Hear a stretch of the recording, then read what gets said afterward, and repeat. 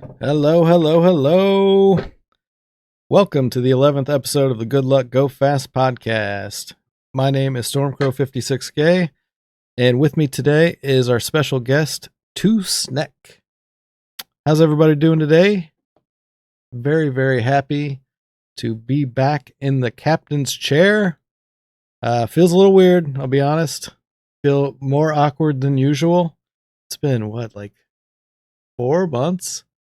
Something like that? Yeah, 0000. We were like 4 seconds late, I think. Anyways, great to see all of you beautiful people in chat. I want to kind of do a recap. So I'm feeling a lot better. Kind of had to just take a little break due to various kind of pseudo health issues, but happy to be back. I've been grinding TMNT. I just got the bounty that Skunky set recently. So I got $348 and 6 corn dogs. So now 10 seconds off record, considering pushing further, potentially competing with him. We'll see where that goes. Also, I'm going to be competing in the Super Smash TV tournament coming up next month, which should be a ton of fun. I'm definitely not ranked super high. Don't expect to go super far, but it's a good time. So on that note, not much else new with me. We'll cover some news. We'll go ahead and talk about the Smash tournament first. So, I believe you can still sign up if you'd like to. Brisulph, Brisulph. You can check him out on Twitter, and he has links to the challenge form. 40, if you want to throw a link up, feel free. But all you need is a PB. It's a super easy speedrun to learn. Tons of fun to watch as well. So even if you don't want to get in on the tournament, give it a look see. We got Retrothon coming up. I think they still have openings as well for that. Want to give a shout out to good friend of the stream, Punkin Pirate. That's PUNKINPIRATE. He is doing a charity, a collection of charity streams right now. And he's for $20, you're entered into a raffle for one of his custom NES controllers. And he actually has keyboard buttons for the up, down, left, right. He has made it so you cannot do both left and right and up and down inputs at the same time. Custom design board for it. Very cool with arcade style buttons for the A, B, and start select. But I forget the name of the charity, but it's to benefit very sick children and provide them with video games to play. Yeah, Skunky approved. So make sure to give Punkin Pirate a follow and contribute to that if you can. In other news, a lot of recent partnerships in the Twitch Retro community. Brando Oates, Yelstrike, the Retro Runner. Any others anyone can think of? And any other news. If chat has any other news we want to talk about, let me know. Or forever hold your peace. So far, Retro Brando now. Hot records. I know there's been more than I can think of. So once again, chat, let me know. We don't do work on this show anymore.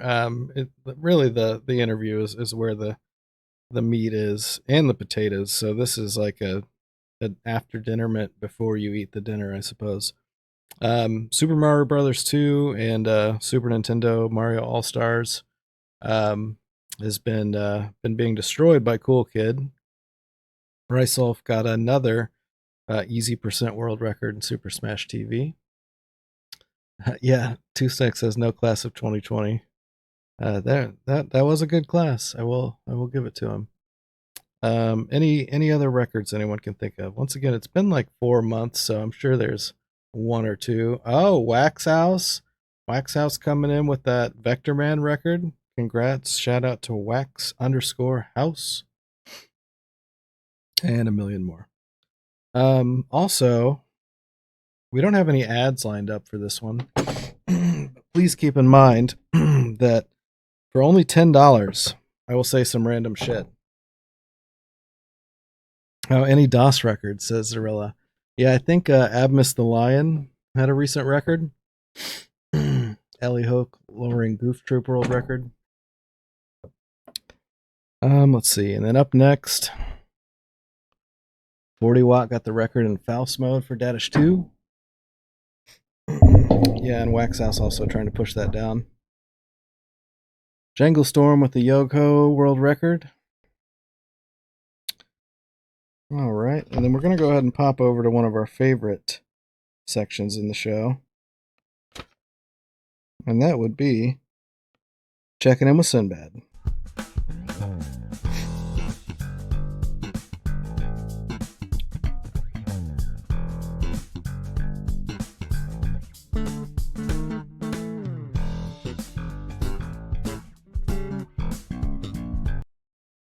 And shout out to Zorilla33 for making that beautiful video for us. So this is a serious bit of news. So anybody that follows us on Twitter may have seen this. Back at the end of 2020, Sinbad actually had a stroke. So I literally have no joke prepared. I just thought I'd let everyone know it's fun to joke, but that's a very serious thing. The last news I could find was from December saying he was recovering well. So our thoughts go out to Sinbad and his family. I do appreciate and respect him as a comedian and man. So we'll get back to more fun Sinbad facts next month. But for now, just everybody keep Sinbad in your thoughts. So get things moving here. Without further ado, allow me to introduce our guest of honor tonight. Everyone, give it up for Two Snack. Two Snack, you here? Is it time? It's time. Okay, nice. Hey, Stormy. How you doing? Good. How are you? I'm pretty good. Awesome to have you here. Sorry it took a while. No, it was good. Oh, that sucks about Sinbad. Yeah, I was pretty bummed. You should see if you can get him on the show. We talked about it a while ago. He does do cameos, or at least he did. So I did think about at least doing that. I don't think we have the budget for Sinbad. Let's be honest, we don't have the budget for a cameo. Shall I turn my mic up a little bit? Grum said I'm a little quiet. I can turn you up. I think. Okay, cool. Sorry. It's weird. We did a mic check before this, but maybe I'm a little more boisterous and outgoing when it's just me and Stormy and not me and Stormy and his entire show, which has me a little bit nervous. I'm not gonna lie. Yeah, it's natural. Me too. How do the levels sound now? Oh, we'll assume we're good. Good. So once again, welcome. We I invited you on what feels like an eternity ago. So I appreciate you being patient. I know you got your own things going on, so I don't think it was a big deal, but glad to have you here. We like to kind of just get to know about our guests, kind of in general about who they are, what their life is like to kind of get started, and then we can jump into the gaming and all that fun stuff. So tell us a little bit about yourself, where you live, what you got going on, what you do, yada yada. As little or as much as you want to say. Okay. Yeah, I can just hit you with some high level stuff. I am 37 years old. I live in Madison, Wisconsin. I lived in Alabama for the first 30 something years of my life, and I moved here in 2015. And I know that the Midwest is not like the epitome of like progressive culture, but it was still a pretty big culture shock for me moving from a relatively progressive place in Alabama, Huntsville, which has like NASA and like missile defense crap, which I know missile defense and the industrial military complex is not like very like liberal or anything, but what it brings with it are a lot of smart people, a lot of engineers, a lot of physicists and stuff. Sure. So like you go to the bar and like people are like, talking about some pretty it's not the dumbest people in the world, I guess I'd say. So yeah, I've been living here since 2015. I have a great girlfriend, and she and I have a house, and we have a small farm or homestead going on. We have a garden in the back with a few plots and raised beds. We have 4 chickens back there. They're laying hens.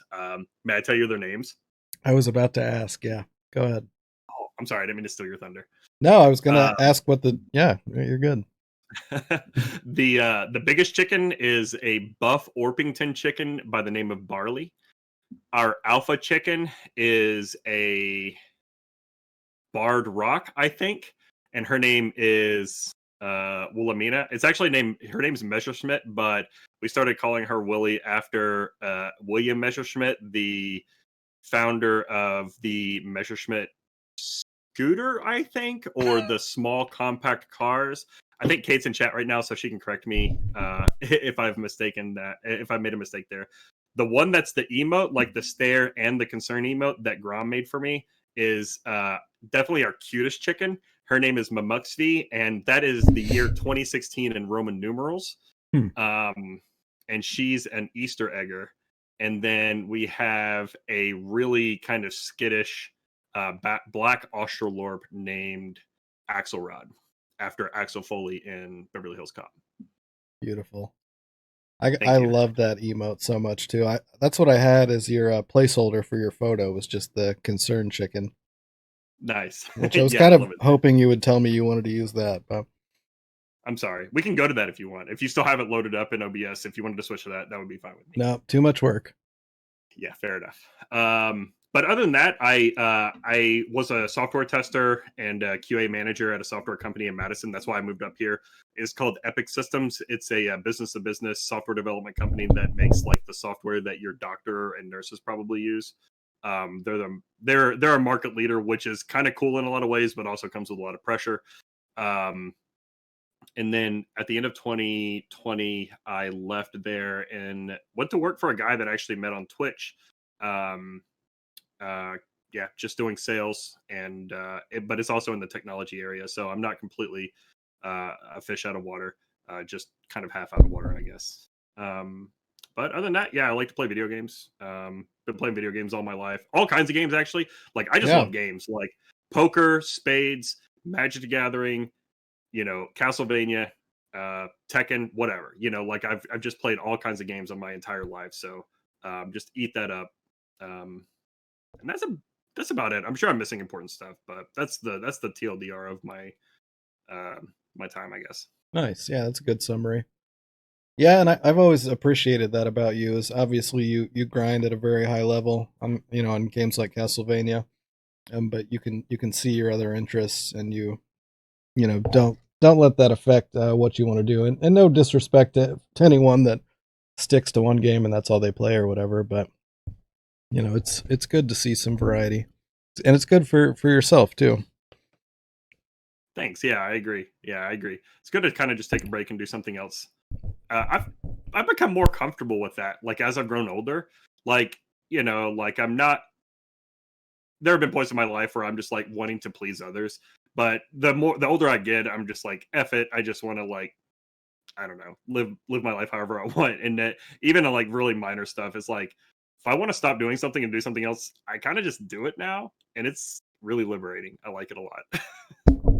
For sure. Yeah. Plus we were talking in chat too. You were in the class of 2020. You got the check mark on Twitch. So as everyone knows, once you get the check mark, you'd stop doing whatever you were doing and you'd do something else that no one wants to watch. It's so true. Guys, thank you for pushing me to partner off Castlevania. Want to watch some Dead by Daylight? And 12 people said yes. Thank you, those 12 people. That game's cool though. Like I've never played it. I really can't with my wrist, but I enjoyed watching you play it for sure. Thanks, bud. Yeah. So let's talk a little bit about speedrunning. We got a lot of other things to talk about as far as your other interests and stuff too, but let's give the people what they want. So can you tell us a little bit about how you first found out about it, how you discovered it, influence, etc. Give us a skinny. Yeah, sure. So Probably the very first speed thing that I ever saw was somebody beat Ninja Gaiden, and I have no idea who it was. And I actually turned it off. This was how like I don't know, it's not stupid, but ignorant and naive I was, I guess. So I watched this video, and they used the spin slash to kill the first boss, like literally everybody does. And I played the game a lot as a kid, but for some reason I didn't use the spin slash very much because I didn't like having to be so close to enemies, and I didn't like that I couldn't like I didn't know about like the slash cancel, right? So Right. I was like, oh my god, anytime I attack in the air, it's gonna eat like 5 of my Nimpo. You know, that sucks. So I like never use a slash cancel. So I really just didn't even remember what it did. And I watched this video, and Ryu goes in there and slash cancels the first boss. I'm like, cheater, you know, and I Yeah. just turned it off, right? And then and then a few years later, my homegirl at work, Molly, she had started watching the Summoning Salt videos when those started coming out. And you know, she's also a big gamer, so we had talked and played a lot of games together. And she showed me the Summoning Salt series, and I was really into the series, but I was like, ah, that's just so much work, you know. Like I'd done some competitive gaming in the past, and a lot of it was PvP, which, you know, like if you've done any sort of like PvP gaming, like you know, like League of Legends or something like Counter Strike, then you kind of have to play like all the time just to like stay okay, you know, Yeah. and Oh yeah. that's it's just hard, right? So I'm looking at this and I'm watching these speedruns, and I'm like, man, there's just like ungodly number of hours that go into that. I would never ever want to do that. So, but I'm enjoying them. And then she's like, hey, do you want to learn how to beat Castlevania? I was like, oh yeah, I love Castlevania. It's like one of the first games I ever saw in my life. So yeah, that sounds great. So she and I started learning Castlevania. She was actually playing on like 3DS or something like that, and I had downloaded an emulator. And then she has a she shifts interests and hobbies very frequently. So by the time I'd actually learned the game, she had moved on and wasn't even, I think she was doing motorcycles at that point. So like I'm just like sitting there by myself. I'm like, what am I gonna do with this? So yeah, then I just started streaming on Twitch and meeting people, and yeah, it was cool after that. Yeah, that's pretty awesome. And you said you can't remember. Now, were you watching any particular Castlevania streamers back then to learn, or? No, no, not at all. I was watching YouTube videos. I saw a lot of KMax videos. I think I saw more KMac world record videos that I was kind of referencing than anything else. But um, yeah, I don't know.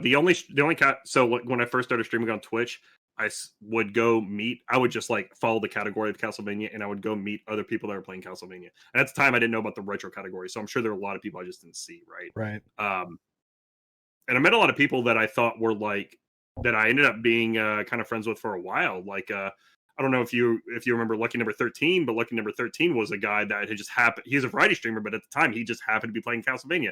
So I hung out in his stream, you know, and he would hang out my stream, and then like there was like a like another node in my network suddenly, you know. So that was kind of interesting. Right. But yeah, just random people playing Castlevania, most of which I don't talk to at all anymore. So um How long ago was this? 2017. Okay. A Yeah, so while. some time's And it, passed. Yeah. yeah. And K-Mac, so he took a break too, right? Didn't and does he have the record now? Or Yes. okay, because Yeah, K-Mac does. didn't he just come back to it? K-Mac had got when I started playing the game, K-Mac had the world record, Hmm. and he had just set it in May of that year. So I started playing in July, and his record was in May, and at that point he had taken a break, and he didn't come back until after I had stopped playing. So my entire Castlevania career, K-Mac was absent. Hmm. Yeah, that's crazy. Just coming back out of nowhere. Especially at such a high level. Now, I know you explained kind of why you chose Castlevania at the beginning, but it is there because you've played a lot of CV2, a lot of CV3. You've dipped your toes in Bloodlines. Um, yeah, and for anyone unfamiliar, me and Two Snack actually have the same birthday. So we did a race for the first CV for a cause, a quote unquote blind race. I think I had seen a little more of it than he had. Blind dish race. Right, because what's his name? Is it the European guy in the game, the Pokey Boy, the guy with the pike? His Oh, Eric Lecard. Yeah, his birthday is the same as our birthday, so we both played as Lecard. So fun little That was fact. a lot of fun. Yeah, That game's fun. I want to play it. I want to actually learn it at some point. I me think it's a good too. game. Yeah, it's been on my list for sure. Beautiful game too. Maybe we can do like a 1 month grind together. Commit to all these people right now that you will do a 1 month grind of Bloodlines with me in the future. Okay, I regretted the last time I committed to some shit on here, but sure. Wait, do people do that to you? I'm sorry. No. I did it myself. I committed to learning the fucking Cheetahman 2 speed run when Junkyard Dave was on here like an idiot. So it's so bad. And I barely learned it. Like you could barely call it a speed run. But no, that sounds fun. So yeah, we can pencil that in for sure. So yeah, so what is it about Castlevania in general? Is it just the familiarity with CV1 that kind of made you want to play 2 and 3, the community, do you have history with the other games as a kid as well? Yeah, I guess all of that stuff. Like some of it is transferable, which always helps. Um, they're all slightly different, but the gist of them's the same, right? So Sure. that's a big, so it's a much smaller task to take on something new when you get to skip like the first 30% of learning it. So that's kind of nice. Right. Um, and there's a lot of overlap in the community for sure. There's a lot of people that hang out in the CV1 community that don't play CV1 like Burb, that are just like almost strictly CV2. Excuse me. Um, yeah, so I don't really know. Yeah, I think Castlevania one's a little. You're asking about other stuff that's not Castlevania, right? Like 2 and 3. Right. Like, Yeah. okay, Hmm. sorry. You're good. I actually owned Castlevania 2 when I was a kid. I my mom like that gaming memory was like my mom and I hanging out at her friend Melanie's house, and they were both playing Nintendo. And this is probably like I don't know, it's probably like 4, so like 87 or something, right? Or 88. And they're like playing these very like primitive NES games. Or like the second generation NES games and like Castlevania, I guess. And I'm like, I watch this, I'm like, look at this game, I'm like, oh my god, this is so awesome. I'm like just loving this game because I'm used to watching like Mario and Donkey Kong, which are kind of Um, graphically to a 4-year-old, those are great games. But so like I have this like I have it up on a pedestal, and I always wanted the game, especially since like the cover art was so awesome. And actually, I had a copy Oh, somehow. I for probably sure. just stole it from Melanie, but I had a copy of the rule book or the manual, so I kept that, and I like to look through it when I was a kid because there's not internet. You don't just like go. So like Castlevania rule book, I'll flip through that again. Um, but I had Castlevania 2, but of course Castlevania 2 sucks because like you can't find anything, right? So, I beat my head against the wall for endless numbers of hours, like on shit like that, and like Ninja Gaiden and other stuff that I can't possibly beat as an 8-year-old. And I remember I would always ask for Castlevania 1 for Christmas. But they ended up getting me Castlevania 3 when it came out, which I remember being like slightly let down because it wasn't Castlevania 1. But of course, Castlevania 3 is really cool because it had, or excuse me, Castlevania 3 is really cool because it has like all the different characters and stuff. And it was really hard. So you kept, but it was hard in the real way and not the I didn't know to equip the blue crystal and kneel at the lake on the Right. right side of the map for 10 seconds, like so. I'd already played some of those when I was a kid, among a lot of other games, like we talked about Nemo and Ninja Gaiden and stuff, but that was already kind of partial to them. Love the franchise, the music's awesome. You know, no complaints playing those games for sure. For sure. And I think they still look beautiful too. You said they look good for that time. But yeah, I mean, they still hold up as really pretty games to me. I think it's the simplicity, right? Like that. I feel like the 8-bit era kind of held up in a lot of ways, maybe better than the following two eras because they're so simple that you can't. Yeah. I don't think you're ever going to look at the Mega Man sprite and be like, oh, that looks like shit. Right. Like it's always going to be clean and just like really well done. Because people get it. They're like, oh, okay, you have like 16 by 32 to work with or whatever it is. So you know, it's just like, yeah, it's really clean. I just love the aesthetic. It's really nice. Nice. And then so going into some of your other, and you haven't, speed ran a ton of other games. I'm sure you probably have some games that you just haven't even submitted as well. But I did see you've ran some Civilization, which we're seeing the religion percent on here, I believe. Yeah. Cadence of Hyrule, Crypt of the Necro Dancer. You and Kate actually did a co-op. You have the record for for that, right? Or one of the categories? Yeah, kind of. Like we have the SRC record, but the like the Nintendo leaderboard is the source of truth for that game. Ah, But okay, at the gotcha. time we were still second. Like we're still really good. Like the guy that's in first is his name's Rat. He lives in Chicago, and I was talking with him, and he said that he just got the record. He's probably the best single player in the world, or at least he was at the time. And he just grabbed some other person that was competent and said it at SGDQ in 2019 and said, "Hey, do you want to try to grind for a record in this game?" And they got it. So maybe it was AGDQ 20 actually, but Hmm. so they have the record, but Kate and I are second place on the Nintendo leaderboard, or we were at the time. I'm sure we're bumped now, but Yeah, yeah, well, that's still pretty awesome. I'm that game's sure a lot of fun. it looks great. I think it should be playing. I think your video froze, so I'm just gonna reload this, I guess. There we go. We're gonna watch your former CV1 record again. Nice. Look at Um, my stupid face. oh my That's why god, I that grow all the facial hair. Just got to cover that up as much as possible. dude, I'm right there with you. I wish I my could show chat the hilarious picture I screen captured of you when I happened to pause it too, but I One of won't. the comments on YouTube was like, "Hey, shouldn't this guy be delivering my pizzas?" And I'm like, "Yeah, that's fair." um, so what got you guys to speed run that? How much of a grind did you do? We played it pretty often there for a while. I don't really know what got us to. It was a game that we could play together, which Mhm. was like we do a lot of stuff on our own, but we look for things to do together, and it was a video game that we liked to do together, and it had a lot of replayability. So like with we both like to kind of get good at stuff. So like Pandemic is a board game. We would play it for weeks at a time, like over breakfast. Like we would play a game and just try to get better at it. And to the point where we're like, I think we've solved this game, so we just don't play it anymore. So we like, we don't mind playing the same thing over and over again, I guess is the point. So we just kept playing the game over and over again. And then once we got a little bored of just being able to beat it, we were like, like what do people actually do in this game? Like, could we possibly be pretty good. And we actually got a pretty good time before we put any time into learning any tricks. But the Nice. fun thing about tricks in that game is that it's a it's like a it's a beat game. Mhm.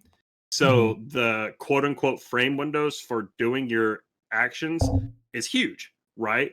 Um so like 16 beats, or what's the I don't know anything about music, but like you have these huge frame windows. As long as you stay within your beat window, you can do a lot of stuff. So it didn't take too much effort for us to learn how to do some pretty cool skips. So we had a sequence break figured out for like almost every dungeon in the game, and that Oh was a lot of wow. fun to figure out together. Yeah. And it I was didn't. like accessible, right? Because like you're like you have like, instead of 3 frames to hit this, you have like 12 frames to hit this. It's not bad. So beat game. So I'm not so what music is incorporated in the game. I haven't played it myself. I mean, it looks cool. Or is that just for Yeah. the tricks? Can you explain a little bit No, about like that? yeah. So the game is that Necrodancer stuff. So there's a I think it's an indie game called Crypt of the Necrodancer, Hmm. and it's the same thing. It's like a top down sort of Zelda style game, but you can't just freely move through the grid. You have to you have to press your D pad at the beat of the music that's playing for that level. Wow. And Okay. that also is true for your attacks. So when you attack stuff, or you cast a spell, or you shoot your arrow, like your bow and arrow in Zelda or something, you have to do it to the beat of the music. So That's really that's fucking cool. basically it, dude. Like Okay. Necrodancer is probably like less than $5 on Steam. To Okay. anybody that's listening to this and they've never played Necrodancer before, I suck at Necrodancer. I like Cadence, but that's like $20. But like Necrodancer is like probably between $1 and $5 if I had to guess, and it's a lot of fun. Yeah, It's that's it's a pretty really cool. neat concept. I'm gonna have to check that out. But yeah, that's a really cool thing that you have there because yeah, we actually met at SGDQ 2019 and got to hang out a decent amount. And Kate was there as well. I thought that was really cool how you guys were really into playing games together and stuff. So even just having that on a casual level seems pretty rare for most couples. But yeah, the fact that you can speed run something is even rarer, and not kill each other. Yeah, I was about to say, like, there have probably been a few times where we might get a little frustrated with each other because, like, you know how it is. Like, you're playing a game and you have a really good run going, and you miss a trick and it rips your run. You're not Right. very happy in that moment, right? Right. So when that happens, we're like, oh, like, and I think it's not super rare for us to be like, excuse me, I have some feedback for you. Yeah. Next time we're in this, yeah. So it was no, Kate says because she's terrible at games. No, so there were definitely some, like, some moments that just didn't feel great, but that's the pain, right? That's the pain of Mhm. anything you try to do as a team to get better, is there's going to be those moments where things aren't feeling super great, but you obviously get big rewards when you crush something. So we had a lot of fun playing the game. We actually got to run it for a marathon, like BSG or something like that. It was for the Netherlands Red Cross, but Yeah, the one Shuri, Shuri. Yeah, Shuri's always yeah, doing. Right. That's yeah, cool. yeah. So that was a ton of fun. Grom actually did commentary for it with some guy that's like a pro Necrodancer player. So that was pretty cool. And Kate actually carried. So the hardest part in the game is definitely the very last level, as it should be, right? But and I died. So there's like four levels in the last level for the four, like, biomes that you go through in the game. And I died in the first part, and Kate carried it all the way to the end, and it was epic. Hell yeah! Shout out Kate in chat, killing it. That's awesome. And then so you talked about you spent some time with Dead by Daylight, Civilization. You've actually done some speed running with as well. Um, is that something you grinded pretty hard? I know I've seen. I don't really know how the game works. I'll be honest. I've chilled in your stream a few times when you were playing it, or is that more of a Yeah, casual speed run for you? no, yeah, that game was extremely easy to speed run at the time, just based on what the community had already done at that point. So there's a couple of categories that we had both played. The one that is in your reel here is from the religion. There's different ways to win in Civ. Hmm. One of them is religion, and one of them is science, and those are the two runs that we did, because you actually get to play some of the game. Some of them use, like, these glitches that end the game in, like, less than a second, so that's Mm, boring. But so we did. I actually did religion first, like, just one Saturday, and I basically just watched the video and just tried to execute better, and and that wasn't too bad. And Kate actually, she got bored one night, and because yeah, Kate's a great Civ player, and she got bored one night, and she was like, okay, maybe I'll try to get a speed run. And she had actually, so my, I think when I got the record, I got like a 30x or something like that, and the record at the time was like maybe a 320 or a 330x, and she beat my time and then kept playing and shaved an entire minute off of it. So she had like a 157 or something like that. And she just never submitted it. She's just like, I don't care. Like, and I'm like, oh my God. Like, I'm not good at games. yeah. And then for we actually did science too. And we watched the speed runs of that, and we were like, we can do this. So we actually went to our neighbors like birthday party at like one of these beer arcade things, and we got a little tipsy, and we came home and we were just doing more drinking. We actually streamed a just chatting session because we're a little drunk and we just wanted to chat with the homies. And so we had a Okay. stream where, like, the camera was the main thing, and then the Civ game was just like a little thing on the bottom. And we just took turns playing, and I don't know, within an hour we got the world record in science too. So it was like Nice. pretty relaxed over in the Civ 6 community, I Sure. guess. But it was fun. It was fun. Kind of just bored, and it's like, hey, what games do I already feel okay at that maybe I could speed run? It's kind of where that came from. Right. That's good though. Like you were talking about, you got to play what you like, even for speed running sometimes. And then what are you into now for gaming? I know you're back on this CV grind a little bit. You're playing some EverQuest. Yeah, I think most of my gaming is EverQuest. Can you Yeah, I started playing that. explain that? I really don't know much about it. Yeah, EverQuest is a retro MMORPG. It's probably like the second or the third MMORPG that was like a thing, I guess, like a relatively large thing, big Hmm. enough to be called quote unquote massive.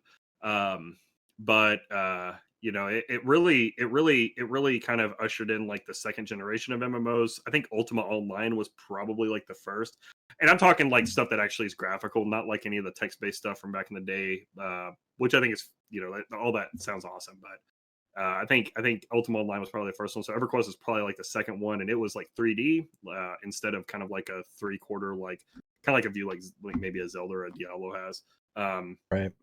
but yeah, it came out in like 1998 or 1999, and yeah, it has like a lot of the basic. You can I'll be a warrior. It's like what race do you want to be? I'll be a half elf or a halfling or something. It has all the basic stuff, trolls or whatever, right? And then classes, it's all the basic stuff too, right? It's like I want to be a wizard, I want to be a cleric, so all that stuff's in there. So it's kind of like just 3D D&D where they roll all the dice for you, and you have to press your buttons to like cast spells and to do a special attack or something like that. But I started playing that. So I played that way back in the day when it came out, when I was like a teenager, and I was bad, and I didn't have a lot of time, and I didn't have resources, so it was like kind of whatever. I just kind of had fun with it. And I actually played a little bit in 2015 on a community server called Project 1999, because at this point they'd already had like 20 expansions for the game, and the game had been kind of reshaped into this thing that's quite a bit different than what it came out as. Sure. And what Project 99 did is they just got like the source code from the original game, and they just re-released it on like kind of an emulated server. Um, so that was a lot of fun, but For I played free. that for a few months. Yeah, for free. Yeah, exactly. So I played that for a few months right after I moved to Madison because I didn't have any friends, and I'm kind of antisocial or whatever, right? So just kind of did that, and then I'd stopped. But my mom actually had a heart attack last year, and I remember like my Oh sister damn. messaged me that night. She's like, "Hey, I'm at the hospital with mom. She's having a heart attack." I'm like, "Well, that fucking sucks." And then that night I had a hard time sleeping. I was thinking a lot about it. I was like, I don't spend a lot of time with her. She lives in Virginia. I know that she loves MMO. She loves like World of Warcraft, EverQuest, stuff in between. So I asked her, I was like, "Hey, do you still play EverQuest?" And she's like, "Yeah." And I was like, what if we like set aside some time to play like once a week together? So that's kind of how it started. And then Oh, that's I really I cool. actually I rolled a cleric, and she had a warrior, and we were playing a lot together. And then I decided I wanted to kind of play at times that she wasn't playing because I was a little bit addicted. So I rolled a second character, which is a monk, like a kung fu sort of class, and just find myself playing more and more. So now I'm actually in a pretty competitive guild, and I have a dedicated schedule that I have to play at and do all this other weird stuff. So it's kind of wild now, but kind of And wild in a way that's also kind of boring. And I play Slay the Spire while we wait for shit, but you know what I mean. right. You don't do you stream that? I don't know if I've seen you streaming it, or is that just casual secret two snack time? I streamed it a couple times, but for the most part, I don't. I've actually Yeah. tried streaming a raid, and people kind of seemed interested in watching that, but uh, it just didn't feel like super good. And yeah, the raids are kind of like playing like poker or something. It's what they say, like hours of boredom with moments of like excitement or whatever. Right. That's kind of how raiding is. So a lot of times I'm like watching YouTube videos or playing like a different game. And I found when I was streaming, I couldn't really do that because what am I going to do? Like have the desktop? I didn't know how to configure it, and it felt weird to just sit there and watch like SNL clips on YouTube while I'm streaming and playing like that's just too much. So Right. Right yeah, on. so I just stopped. Just curious. Yeah. And then what about CV? I saw you were doing some community races. Are you pushing for record again, or are you just kind of running to stay fresh, or what's going on with that? CV2 as well, right? Or yeah, you were doing CV2 glitchless the other day. Yeah, I just kind of had the itch to stream a little bit more, so I kind of wanted to play some CV2. Um, kind of decided to start with glitchless because I bet I could PB in that without a ton of effort, and then I'd move back on to any percent.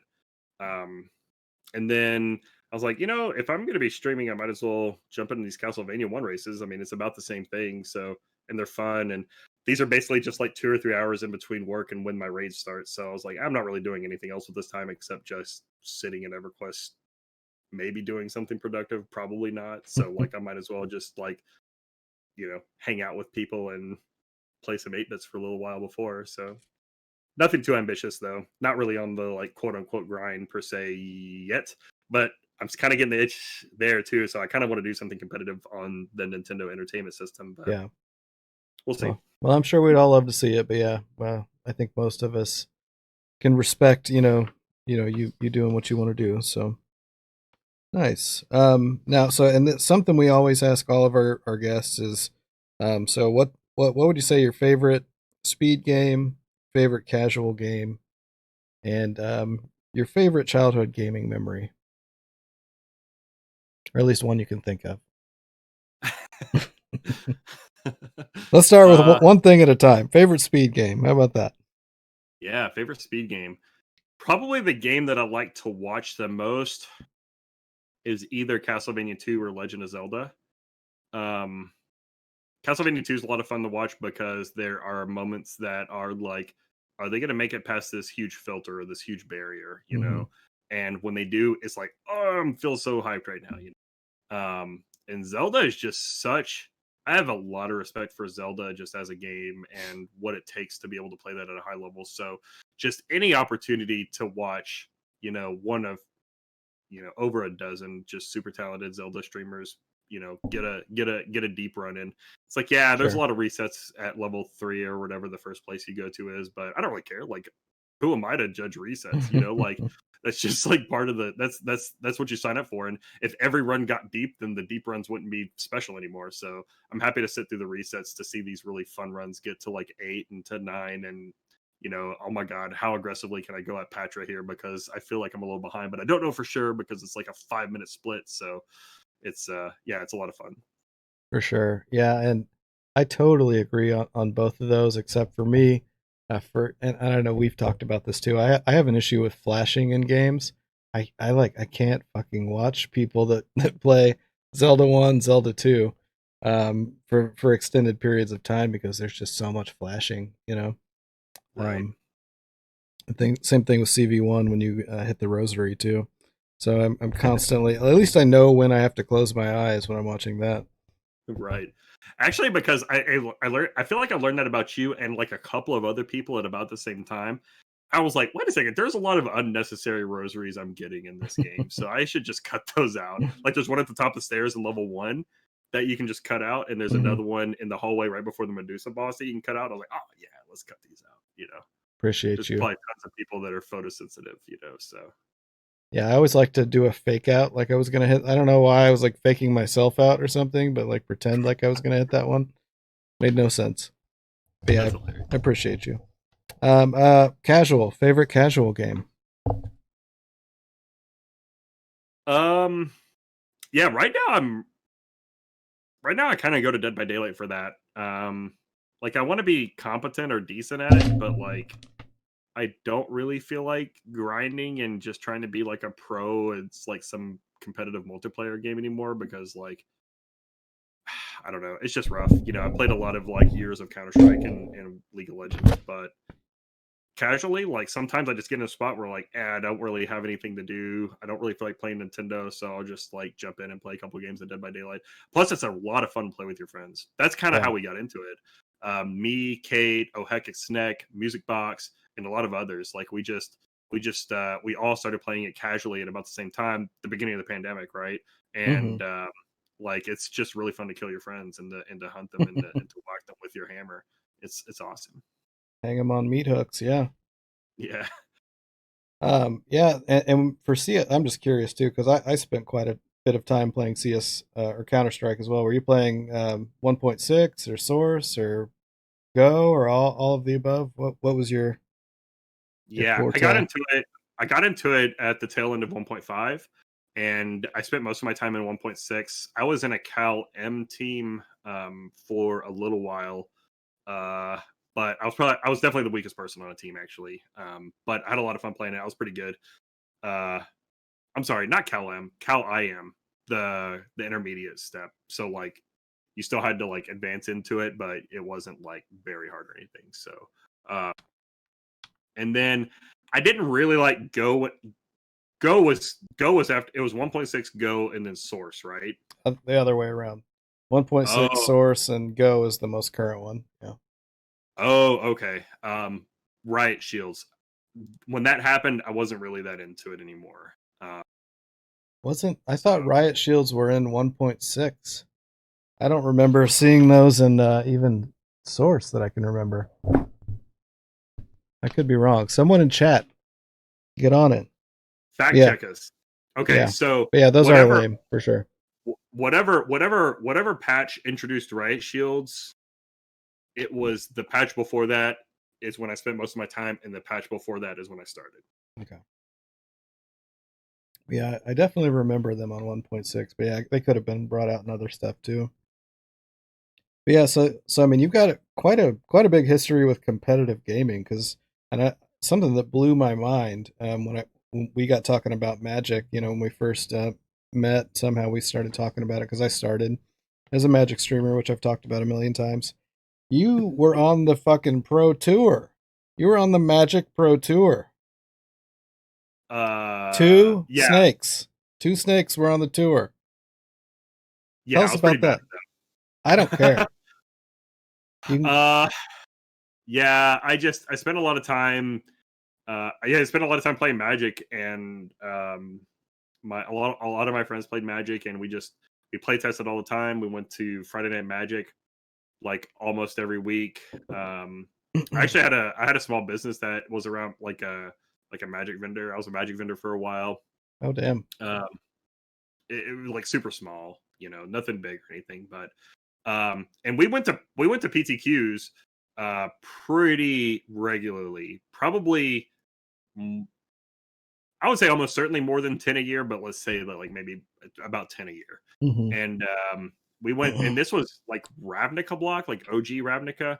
Um, we went to a PTQ. I was in Huntsville, which is about 2 hours south of Nashville, Tennessee, and we went to a PTQ in Nashville, and it was a limited PTQ, and Nice. my deck was just bonkers, and I made it to the top eight, and the top eight was Ravnica draft, and in my very first pick was a blue sorcery that costs 5 and 1 blue, and it's called Tunnel Vision.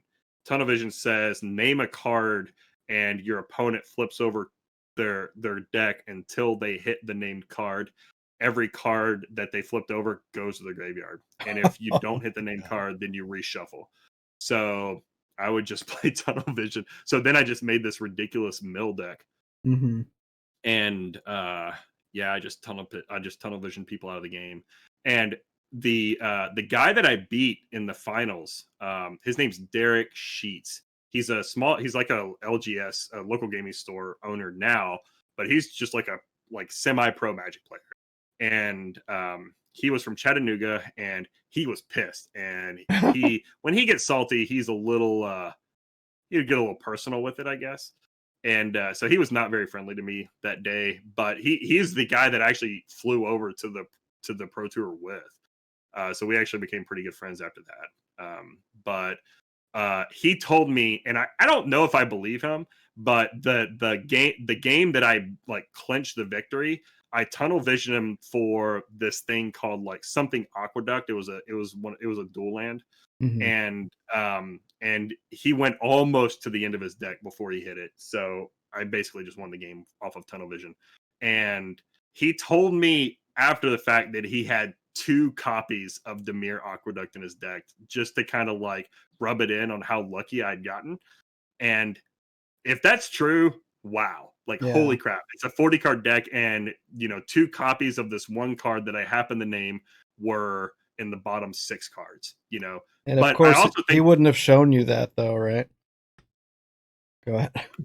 that's a great point. I Yeah. feel like if I were at his spot and that were the case, I would just flip over and be like, dude, look, because Right. you if you're playing Magic and you get beat, your number one objective is to make them feel as bad as possible about beating you. And that's exactly what you do, right? You just flip over your deck and be like, hey, fuck you, buddy, right? Or I'm sorry, can I curse on the show? Yeah, for sure. Okay, okay, my bad. Fun. But so it's probably BS, but So I got lucky and I got to go to Japan for free, which was awesome. Yeah, that's awesome, man. Yeah, and hopefully one day we can play some Cube or something at the next in-person GDQ, or at least some Commander. I know you're not, you don't play very often anymore, right? No, but I still love to play. Okay. Well, good. It's a I would good game. definitely do that. I would definitely do that. The crap I was telling you in the quote unquote green room before the show started, that was all to say that we got a free printer through all of that, and now we can print off a cube. Oh, So nice. yeah. I did that a while ago. I printed off an entire vintage cube. I bought like a briefcase and like made this whole pimp setup. My friends played it with me once, and then they're like, "Let's," and then they never wanted to play again. I was What? furious. Yeah, they're like, No, let's just play the same casual decks with 4 soul rings in it, over and over and over." that Yeah, doesn't sound yeah. So I don't really play with them anymore. fun. But That's hilarious. Perfect Fen and his friends apparently have a legit vintage cube. So I'm hoping to weasel my way into some of those this summer. Oh yeah, that sounds awesome. So That sounds awesome. Yeah, we my college roommate and I, we made it's actually his idea and he made most of it, but basically printed off a kind of like a fake power cube. But it was pretty balanced. We put a lot of work into balancing it. And like every day, we were both like non-traditional students. We went to college pretty late in life, and mhm. every day after class, like we like our entire schedule was based around get all of our classes out, knocked out in the morning, go to lunch, hit the gym, and then get back to the apartment and you know vibe and play Magic for a few hours before his wife would get off work. Nice. And yeah, we did a lot of like instant drafting off that cube, and it was just so much fun. Definitely, like it took a few hours to put it together. Like it wasn't easy, but yeah, it was definitely worth it. We got Oh so yeah. much value. Yeah, that's awesome. Yeah, that's the purest form of Magic in my opinion. You get the deck building, but it doesn't, take all the money and all the time and yada yada. So um nice. So how you cool with taking a real quick break? I don't know about you, but I've had a couple beers. I gotta run to the little boys' room. Y'all don't mind hanging tight for just a moment? That Um, sounds good. I'll see you soon. about 2 minutes. Be right back. Okay, and we are back. Thank you all for holding. Welcome back to Snack. How you feeling? Pretty good. Pretty good. How are you, Stormy? Oh, I'm feeling real nice. Nice. But yeah, so like we said a real brief chat before we pop back on. A couple more things I'd like to talk about with you. I hope chat's been enjoying this. I've been having a really good time. And then we'll take some questions from our viewers, which you can submit on our Discord or on Twitter. Also, any news, topic ideas you have, guests you think we should have on, please let me know. Always value that input. So, and we talked about this a little bit before we got started too. So you actually started your own podcast fairly recently called FM Radio, EFEM Radio with Sabera Masia. Tell us a little bit about that. Uh, yeah. So yeah, we just got to talking sometime last year. We had it seemed like we liked a lot of the same things and had similar minds about some topics. So, we decided that we wanted to maybe try out chatting but recording it. And are you laughing because that sounds kind of similar? No, yeah, it's just a nice way of putting it. Yeah, so yeah, I just kind of started doing it. It's called FM radio because my name's Effridge and her name is Emily. So Oh, cool. we yeah, and I think that was her idea. It was pretty good. That's So really good. we fire it up every now and again. I've had some shower thoughts on it. I was thinking about, like we were talking about before the show, like, there's some effort that goes into producing one of these, right? So I was actually thinking about wonder what would happen if we like actually cranked up the frequency, but kind of like tried to take the event like off the pedestal and just kind of like try to be a little cozier or more casual about it. And maybe that would, maybe cause us to be ourselves a little bit more than we might be if it's like a thing that we do every 3 months and we don't want to F up. You know what I mean? So, Sure. I don't know. We've just been kind of chatting. We do a lot of brainstorming in our Discord DM, and some of it comes to fruition, but some of it doesn't. And basically, every episode is different because we don't really know what we're doing, and we're just trying out new stuff and just kind of testing different ways of doing things. We don't know what we're doing so much that we actually don't even have copies of the first 2 episodes because we didn't record them or turn on our VODs on Twitch. Oh, So it's geez. like, yeah, it's like we're really figuring it out. So that's about it. But we've had some really great people on so far. Had a lot of fun. Our first episode, we had SBD Wolf and Overswarm, who both, we wanted to talk to them about the Big 20 at the time, which was supposed to be the last one, but of course isn't. So how it always is. There's always That's another how they sequel. get you. Yeah. Michael Myers always wakes up at the end or walks away, right? So, that was a lot of fun. We had JSR the next time, and then the most recent one we had CHX, who has been doing a lot of work in Metroid. So it's been pretty cool. It's been pretty cool.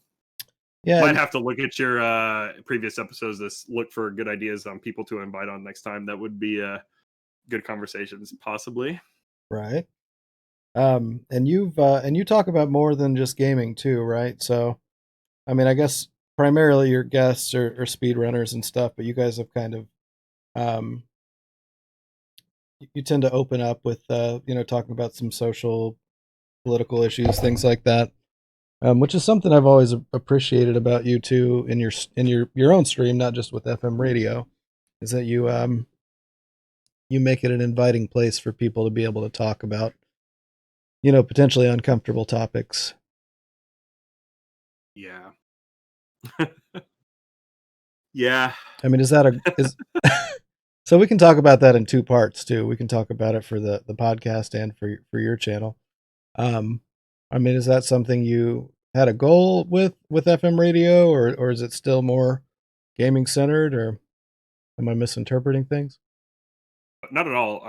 Yeah, I would say that it was kind of a goal. Like we had we had kind of talked about the types of stuff that we wanted to talk about, and um you know kind of political or social or just kind of maybe struggles or great things that our global civilization's doing, right? Sure. um and it was like earlier I said that we were kind of we had a similar worldview, I guess, to use a really bogus term, but Enter the you know worldview, baby.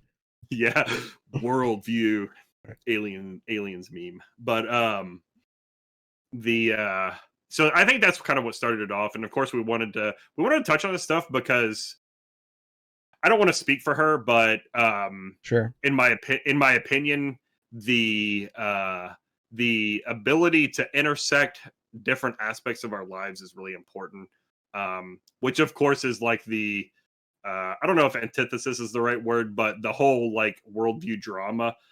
Of course, it was based on the idea that I should just be able to game and just play my games, And it's Yeah. like, like I get it if you just want to kind of like escape from reality and do some stuff for a while, like that's cool. But like when we're talking about communities and people that are sharing a lot of their lives with one another, I think it's important to talk about things besides the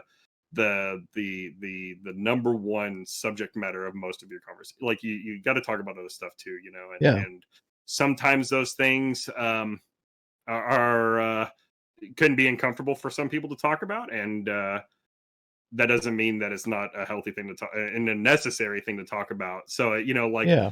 And it with may not be game, affecting you directly either, but that doesn't mean it's not affecting someone else. Go ahead. right? Yeah, no, like yeah, it's just a lot of these people and myself too. Like I'm nowhere. I feel like I'm nowhere near where I want to be as like a person, right? Like Sure. and like 10 years or even 5 years, even 2 years ago, I was different than I am now, and I think it's important to keep having those conversations, Yeah.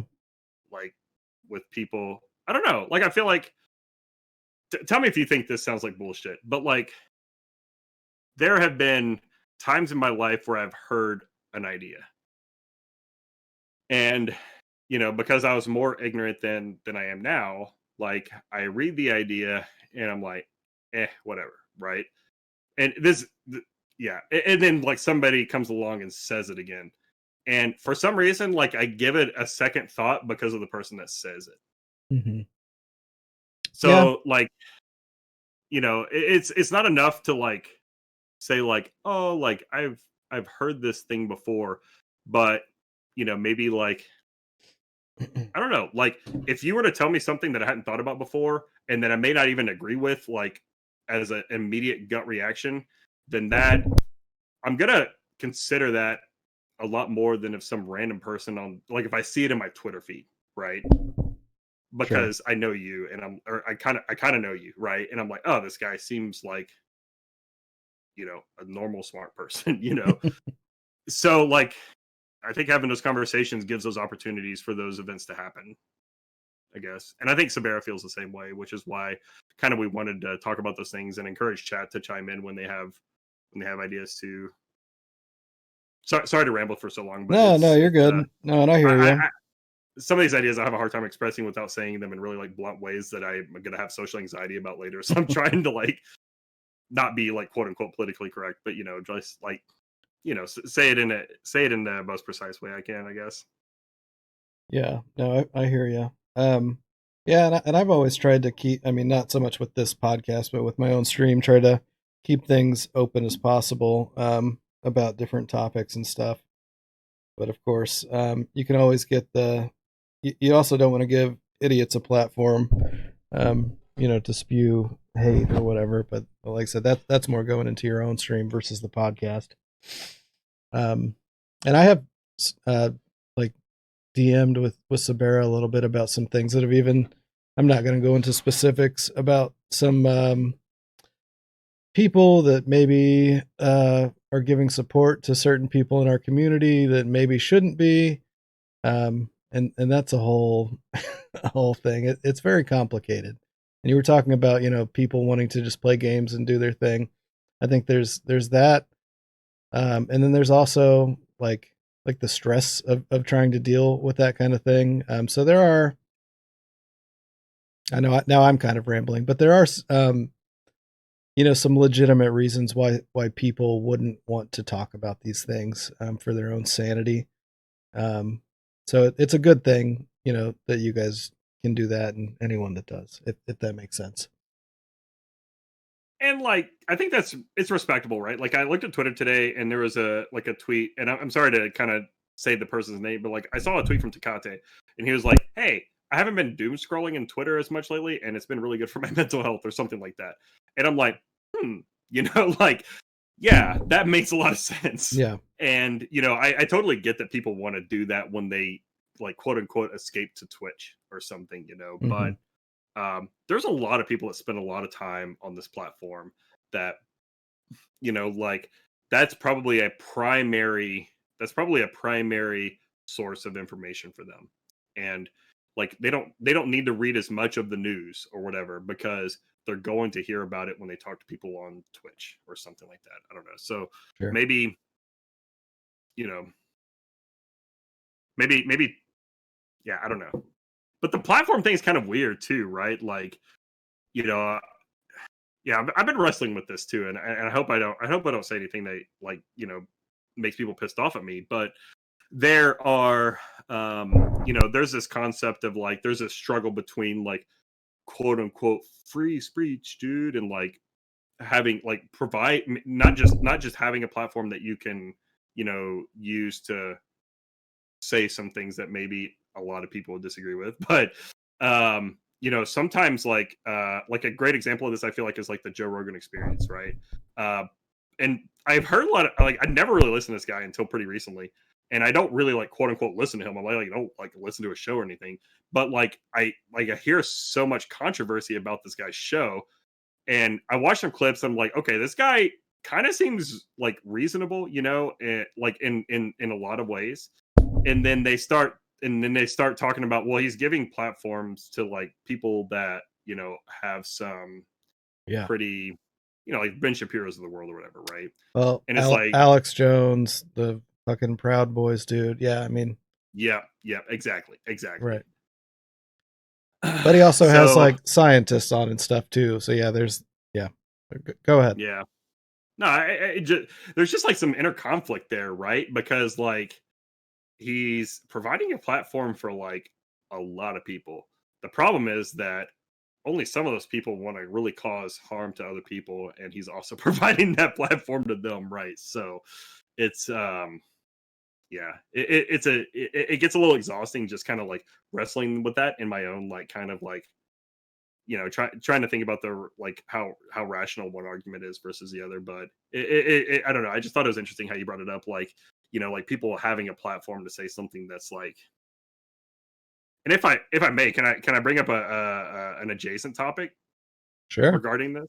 Okay, I don't want to eat up too much time or You anything. may. Okay, thank you. Uh, but like there's so like I joined this EverQuest guild, right? And an Mhm. EverQuest raid is 72 people. it's Oh just damn. just a fuck ton of people, right?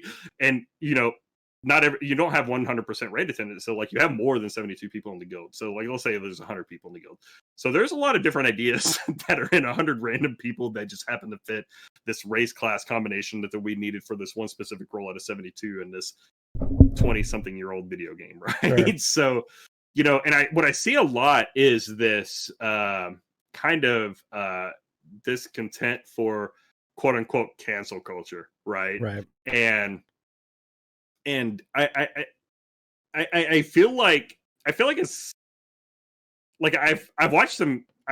We don't read here, but I've watched some good like videos from people kind of debating against cancel culture. And while I don't like agree with them, I kind of see what they're saying. And I'm not like, and I think that's kind of the weird thing is like the misperception of what the other side is doing, I guess, in this reality where there's two sides, which I actually don't really agree with. But, like, for the sake of like this one case, yay or nay, right? Sure. You have the people that are like quote unquote pro cancel culture and people that are quote unquote we hate cancel culture, right? But I think there's like this misperception that like people on one side of it actually don't think of it in that way. Like I feel like people that quote unquote cancel people don't really consider themselves a soldier in the cancel culture army. You know what I mean? They're not like Yeah. maybe there are probably some people there. I'm actually certain that there are a non-zero number of people out there that just have like this customized news feed that's just ready to quote unquote boycott and retweet whatever against anything. There's definitely some of those people, but the bulk of people I don't think are like that. I think the bulk of people are like, oh, hey, you are right. Like that, those two pages in that one Dr. Seuss book are like kind of effed up. Maybe it does make sense not to like print those anymore, and Right. give those to 5-year olds. So like there's this like hey, like if I watch you on Twitch and I'm like, hey man, cool speed run, and then you're like, also I'm transphobic, also I'm a Nazi. It's like, hey, guess what? I'm going to cancel my recurrence on the subscription to your channel because you are an asshole, Right. and is that quote unquote cancel culture? Well, if it is, then sign me up, because these people like I get to decide. I feel like there's this whole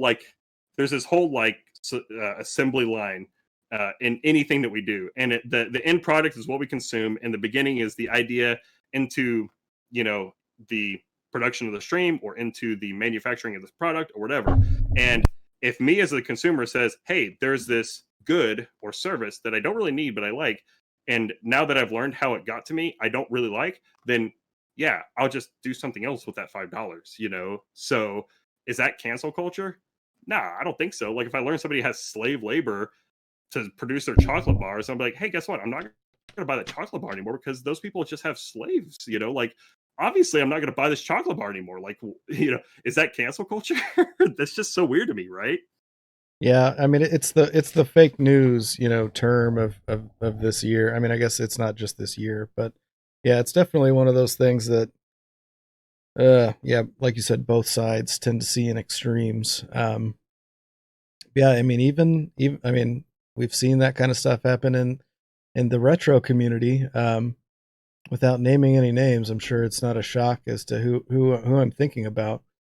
Um there were I mean, obviously, when the real big one happened a little while ago, a couple years ago, I blocked said person and didn't want to have anything to do with said person, considering their actions and subsequent actions where they dug in even harder on their views and everything. But I was also seeing all kinds of people just spouting a bunch of shit that wasn't true and attacking this person's children and stuff like that too. Um, so there, yeah, I think it boils down to a lot of people are just stupid on both sides. Um, Now, maybe one side is less stupid than the other on a broader spectrum for stuff like that, but I think it all comes back to, yeah, it's important for people to have an opportunity to discuss these topics, and for someone who's, at least more educated than the normal person, to be able to help guide that conversation, such as yourself or Sabera. So let's see more of that, people. Let's see more of that. That would be I my appreciate this, takeaway. Tommy. Yeah. And yeah, yeah, for anybody who hasn't followed FM radio, make sure to give them a follow. I will be linking that whenever we put this on YouTube 6 months from now, after I remember that I forgot to upload it. So, so yeah, you're not the only one who forgets things. Any other closing topics on that? I know we've kind of covered a lot on it, but No, I don't think so. okay. No, I appreciate appreciate the question and the yeah, willingness to talk about it, I suppose. Sure. Yeah, back at you.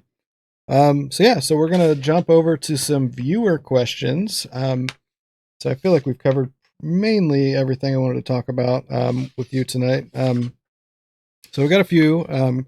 Let's see. So 40 watt range has asked, any more interest in speedrunning any different games? Castlevania still. Moved on altogether from serious and just casual? Question mark. We talked a little bit about these, but any other games?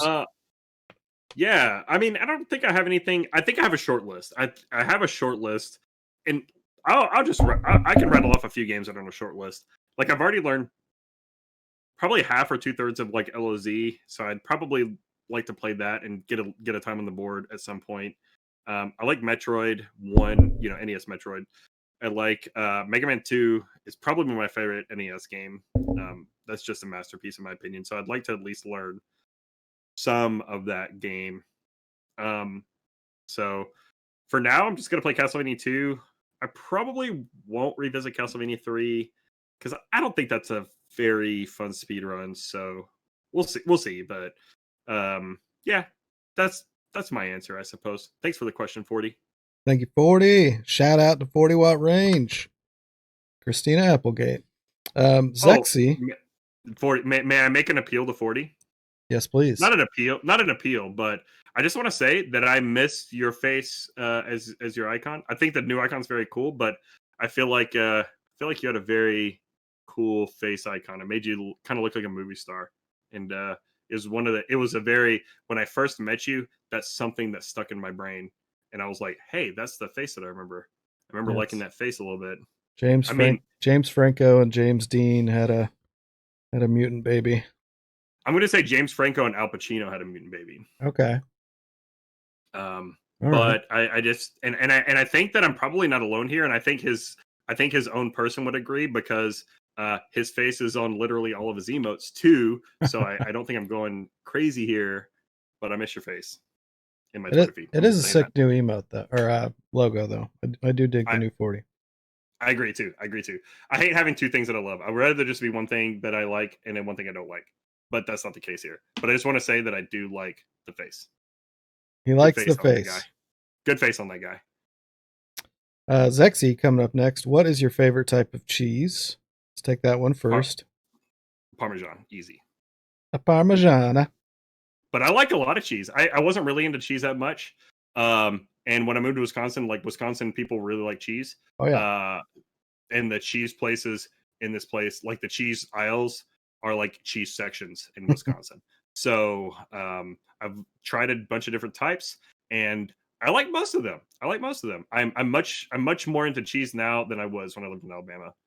So pro cheese over here, not pro the process that gets me the cheese, but still like the cheese. Right. Yeah, that was actually something I thought we might talk about too. But we don't have to. It's up to you. What's your favorite class / build in EverQuest and why? I really enjoyed playing my monk. I haven't played the many classes. I played a monk. My Varus character was a necromancer, and that's like way back when I was like 17 years old. and she was a lot of fun. Necromancers are a really complex class, but they have a really nice kit, so they're nice to have on raids. They're kind of okay on groups. But the most recent character I've played is a monk, which has only a couple of different jobs, but they solo really well, so I can just do whatever I want whenever I want. Not whatever I want, I can do something whenever I want. Versus a lot of classes in EverQuest, they need help to be able to do anything. So a monk is one of the few like fighting classes that can actually survive without having like a healer there to keep them um, healed. So I'd say monk. So your favorite Tony Shalhoub TV show would be Exactly. Sign me up. Monk. Yeah. Okay. Yeah. Zedlar asks favorite deli sub ingredients. I don't have a good answer to this. I mean, I'll tell you the answer that exists in reality, but it's kind of boring. I really love lettuce. I love lettuce. Like when I go to Taco Bell, I'm like, yo, hook up the extra lettuce on the soft tacos. I just love lettuce. It's just like it's very filling. It feels very clean. I just love the crisp and the refreshing nature of lettuce. So when I bite into lettuce, I love it. So I like getting a lot of lettuce on my sandwich. Yeah, Um, that iceberg. yeah. Now, But I would say for like deli meats, like I like a club. I think I like a turkey ham with some lettuce, some tomatoes, some oil, some salt and pepper. When I was younger, I loved mayonnaise. I think it's disgusting as an adult. I still like maybe like a. Am I answering it? Is this the right question? I'm sorry, I don't know these deli yeah. terms very well. Okay, nice. Okay, but I like a spicy mustard probably, or like a really strong mustard probably. Mm, Um, that's kind of like my old person answer. It wasn't what I was like when I was like 22 or something, but it's kind of where I'm at now. sure. Now, so we might as well talk about it at least briefly. So, are you still back on the meats a little bit? Yeah, I've been eating more meat than I would like to lately. Yeah. Been eating a lot of takeout, and Kate's tofu is insane. She gets extra firm and smashes all of the water out of it, and then I think she tosses it. She'll chop it up into cubes and then toss it in like cornstarch and then bake it and then put it on something else. And it's Mm, amazing. I love it. But when I feel like I order tofu at a restaurant, it's kind of like it. I don't know. slimy. Yeah. And the cubes are huge, which means that there's a huge chunk in the middle that just has no flavor. Right. Yeah. Um, Tofu's hard to cook well, but yeah, cornstarch and cornmeal goes a long way for sure. Yeah, I've worked with some of that before too. Because yeah, when we first met, I think we were both like pretty much full vegetarian, trying to yeah, be vegan. Yeah, and I've kind of fallen off the wagon the last year or so. Um, so just a random tidbit. Anyways, I don't know. I still have guilt about it, but it's not over. So, and we're not I trying to do too. guilt trip anyone else either. But Oh at least no, I'm no, not. you're straight. I think the biggest thing with that whole stuff and like probably most things in life is like I don't it's not really like a purity test that gets us the desired outcome. It's really just the in the aggregate, what are you contributing to the whole, you know? Mhm. And even I definitely eat more meat more than I should, or fish or something like that, more than I should, but I definitely eat it way less than I did when I was younger. And a good portion of my meals are like plant only or plant and like Yeah, my laying hens only or something. So, me too. I, Yeah, like I think things like meat, quote unquote, meatless Monday or something like that, that seems good because if you can shave off a seventh of the total meat intake in the economy, assuming like perfect compliance or whatever, then that's like a huge boost to like everything, you know? So, I think that even if you're able to shave off a little bit here and there, like just like you would for your own health, right? It's like, hey, this might be a little bit better for a little more salt, but it's like, do I really need the salt though? Probably not. Like, and this is probably still pretty good. Maybe if I had less salt, I'd appreciate more some of the more subtle flavors too. Like so, I would. So it's just one of those things. I think that like, at least that's what I use to excuse my bad behavior, right? So sure, like, but anything anybody can do, I think is really good. for sure. Yeah, and it's a complicated issue too, because obviously it goes into once again, even if you're not eating meat, you can still potentially be contributing to animal suffering and or greenhouse stuff. But there's, on the flip side, you're contributing to greenhouse emissions in pretty much any way. So I'm not trying to act like, I'm not trying to preach here. Um, but once again, just something worth pointing out, little tidbit. Okay, and then Zexy also asked, "What's a game you've always wanted to speedrun but haven't?" Which we've kind of covered. Unless you want to throw anything out there. Zorilla. I don't have Okay. anything loaded. Zorilla 33, the legendary, which we were singing our praises about before the podcast started. What is your opinion on DOS gaming, aka trash games?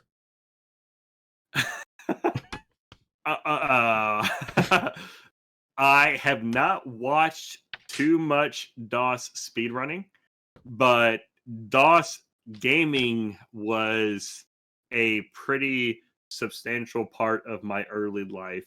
So I appreciate people's willingness to play these games that aren't quite as polished as they are today.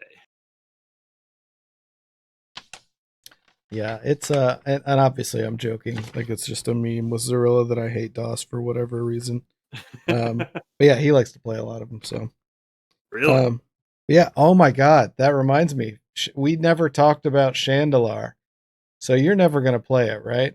Probably not. Is that safe? Man, Yeah. you should give it a try. I'm telling you, it's a great meme, but it's an even better speed run. Really? Yeah, like if you like Magic, you should at least learn the speed run. Just like get a run on the board. I'm telling you. Tell me your favorite favorite three things about the speed run. Favorite three things. I mean, well, I'll be honest. So it's an RNG nightmare. But if you have that gambling gene or whatever, it's also going to keep you coming back. So yeah, it's really, I don't even know if I can give you three things, but it's about the rush of getting that good RNG where you find the Shivan Dragon or you get a good dungeon. Plus, I mean, there is still room on the table to find out new strats, which I actually contributed to some of the new strats that the last two record holders have, or at least the last record holder has used. So, yeah, it's Magic fast. Come on. How long is the speed run? Realistically, like, I mean, if you just want to complete a run, you're going to spend at least 20 minutes. Like, the record's like 10 minutes, but because the RNG is so brutal, like, you're looking at 20 if you just want to finish one, if you're going to finish it at all. What's your PB? 16 minutes, I think. Stormy, you're 6 minutes away from the world record. Yeah, it kills my wrists. You have to use a mouse and keyboard, or else I'd be all over it. Anyways, well, we can talk about this more, but anyone in chat, if you play Magic, check out Chandelar. Is Shivan Dragon the best thing that you can get in that game? It is, yeah. I mean, as far as we know, so that's the thing. One of the guys was like, you get a starting deck, and instead of having to randomly find the Shivan Dragon, like you find these bazaars where you can trade either gold or gems to get a Shivan Dragon, you can use one of this Colossus that's in your deck, and it's like a 12/12. But it takes like 12 mana to untap it. So one of the strats. Is the Colossus a Sardia? I believe so, yeah. Yeah. So you take Eternal Warrior, which is in your deck, which gives it vigilance. So basically you can bypass getting Shivan Dragon, especially if you find the first castle, which is red, which then allows you to get Shivan Dragon. This is probably not making any sense to pretty much everyone. I follow you though. I think yeah, so anyways, I had to touch on that. Jesus Christ. I'm a huge nerd. Okay, and then we had Ness Atlas. Hold on, I gotta open up Discord again. I think this is our final question. This is a great one from Ness Atlas. What is your favorite, or who is your favorite Star Trek character? Okay. This is a good one. Yeah. Okay, I'm gonna hit you with the top two and then maybe narrow it down from there. It's either Data from Next Generation or Garrick from Deep Space Nine. Garrick's awesome. Garrick's awesome. So is He's Data. so cool. Yeah. so is Data. He's so cool. Yeah, I don't know. I don't know. Like, I'm sorry. Go ahead. No, I was gonna say pretty different characters. I mean, I guess I could see some similarities in them. Yeah, I think they are different. I think I really like a. So I'd say that, like, if you ask me my top 10, most of them would be characters that are like Data, that are kind of like these analytical sort of. Like, I like the sevens, like Seven of Nine, Spock. What The about Doctor the is Doctor? from what? Yes, Yeah, that's what I was the about to Doctor's say. kind of like that. I Mhm. love the Doctor. The Doctor's so good. The Doctor's the best part about Voyager. Yeah. In my opinion. And B'Elanna and Tom are the worst part. But um, Janeway's pretty yeah, rad. do it. That's her thing. I love do it. They always have these terms that are like just so silly. Make it so. Engage. It's just like weird. I guess you have to have some way to communicate that to the people that are doing the thing, but it's just like it's weird to have like a. Oh God, Rayo said Neelix. I'm gonna demod you now. Oh God, Pedo Neelix. Gross. He's the worst. We hate Neelix. Neelix is probably my least favorite character. I like Tuvok more than Tuvix, but Tuvix I liked way more than Neelix, and I think it justified keeping two. I feel like sacrificing Tuvok and Neelix for Tuvix was worth it just because you got Neelix the fuck out of there. That is such a good point. Oh man, I could have gone without ever thinking about Tuvix again though. But yeah, you're right. It's better to have thought about Tuvix than Neelix in general. Jesus Christ. I've lost my train of thought. Anyways, so yeah, I'm getting pretty tired. I don't know about you. I think that's a good place to cut it. I hope you had a good time tonight. I really appreciate everyone else coming out. I think there was actually a second question. Fuck. That's what it was. How much did Zorilla pay you to wear his hat during your 1122 run? That was Ness Atlas's second question. Oh, I see. He didn't pay me anything for the run, but he did pay me 23 cents per hour in each stream that I would wear the hat. That's a deal. Yeah, which Zorilla, you still owe me that $8 and something cents. I forgot exactly how much it was, but I'm just waiting for that check, buddy. Well, yeah, you might be waiting a while. I've dealt with that rascal. All right, so yeah. Anyways, like I said, thank you so much, Two Snack. This has been a lot of fun. Always love talking with you. And yeah, same. And I knew this would be a good one. Everybody out there, once again, thank you for being here. Thank you. I think I saw earlier in the stream Herzog with the subscription. So thank you so much, everyone that retweets and shares and gives us feedback. Make sure to like and subscribe on YouTube so you get notifications of new episodes that are posted. Once again, make sure to check out Punkin Pirates streams. Hang tight with me for 1 second here, and we're gonna raid somebody. But any last words from you, Mr. Snack? Two Snake. I don't think so. I really appreciate this. This was a lot of fun. We should play some games together. This was a lot of fun. I love chatting with you, dude. Yeah, awesome, dude. Yeah, and hopefully we'll be seeing each other here in the next month or two for the camping trip as well. Oh yeah, it's pretty rare that I actually checked Discord and I was like, "What is this camping trip thing here?" I'm like, this looks pretty nice. Kate and I might be eligible next week for vaccine stuff. Nice. Yeah, I'm getting my my second one in I think 2 weeks, so I'm pretty excited. Nice. So yeah, we're gonna go raid Yells. We were talking about him. He just got his partners we were talking about earlier. He's doing his partner celebration stream, so seems like a good place to go. So everyone give him a congrats. Thank you so much again. Have a fantastic weekend, and next month Angry Lynx will be our guest. So everybody get pumped for that.